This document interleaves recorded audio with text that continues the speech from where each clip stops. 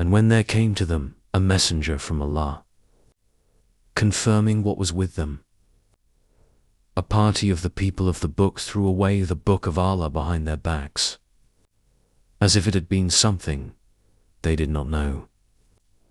They followed what the evil ones gave out falsely against the power of Solomon. The blasphemers were not Solomon, but the evil ones, teaching men magic, and such things as came down at Babylon to the angels, Harat and Marut, but neither of these taught anyone such things without saying, "We are only for trial, so do not blaspheme." They learned from them the means to sow discord between man and wife, but they could not thus harm anyone except by Allah's permission. And they learned what harmed them, not what profited them.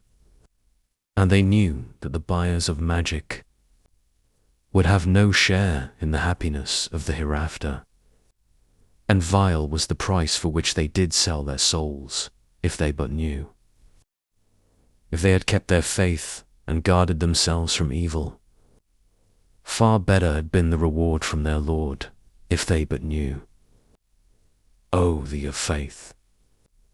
Say not to the messenger words of ambiguous import, but words of respect, and hearken to him. To those without faith is a grievous punishment. It is never the wish of those without faith among the people of the book, nor of the pagans, that anything good should come down to you from your war, Lord, but Allah will choose for His special mercy whom He will, for Allah is Lord of grace abounding. None of our revelations do we abrogate or cause to be forgotten, but we substitute something better or similar. Knowest thou not that Allah hath power over all things? Knowest thou not that to Allah belongeth the dominion of the heavens and the earth? And besides Him ye have neither patron nor helper. Would ye question your messenger as Moses was questioned of old? But whoever changeth from faith to unbelief hath strayed without doubt from the even way.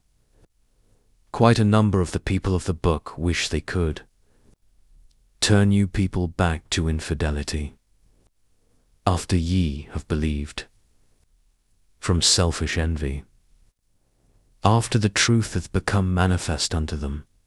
But forgive and overlook, till Allah accomplish His purpose.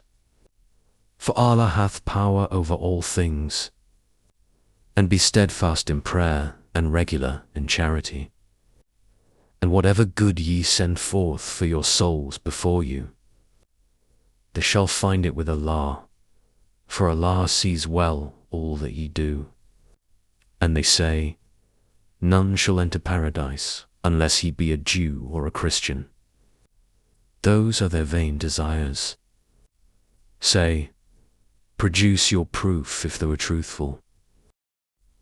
Nay, whoever submits his whole self to Allah and is a doer of good, he will get his reward with his Lord.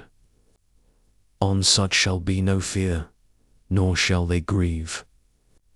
The Jews say, the Christians have naught to stand upon, and the Christians say, the Jews have naught to stand upon. Yet they profess to study the same book. Like unto their word is what those say who know not. But Allah will judge between them in their quarrel on the day of judgment. And who is more unjust than he who forbids that in places for the worship of Allah, Allah's name should be celebrated, whose zeal is in fact to ruin them? It was not fitting that such should themselves enter them except in fear.